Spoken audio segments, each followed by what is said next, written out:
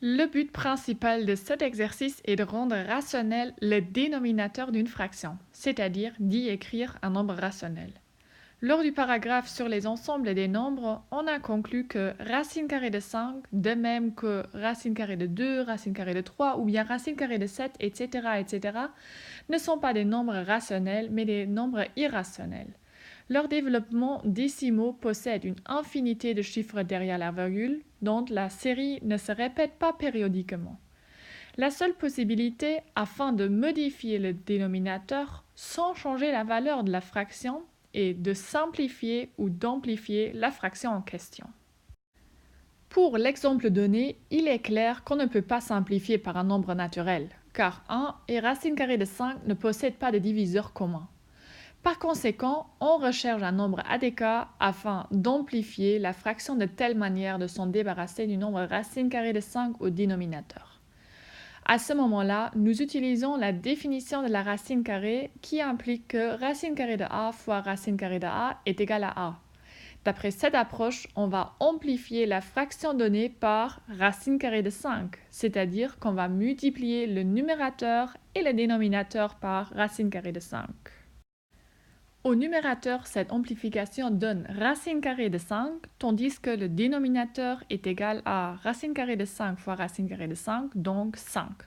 Le résultat final est égal à racine carrée de 5 sur 5. Pour le deuxième exemple, nous amplifions de manière analogue au premier exemple la fraction donnée par racine carrée de 6. Au numérateur, cette amplification donne 2 fois racine carrée de 90, tandis que le dénominateur a été rendu rationnel, il est égal à 6. Néanmoins, cette expression ne représente pas le résultat final. Du premier coup d'œil, nous reconnaissons une simplification possible. On peut diviser le numérateur et le dénominateur par 2, ce qui donne la fraction racine carrée de 90 sur 3. Finalement, nous essayons d'écrire le numérateur racine carrée de 90 plus simplement.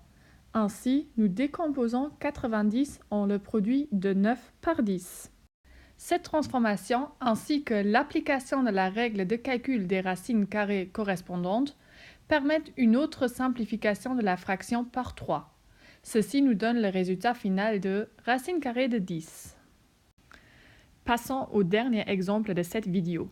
Comme il s'agit d'une somme dont un des termes est une fraction, on doit chercher un dénominateur commun avant d'effectuer l'addition. Néanmoins, dans un tel exemple dans lequel le dénominateur de la fraction est un nombre irrationnel, il est conseillé de rendre dans une première étape ce dénominateur rationnel.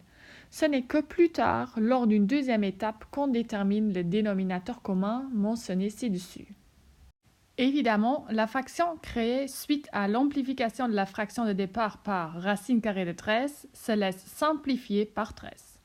Cette simplification facilite considérablement le calcul à effectuer.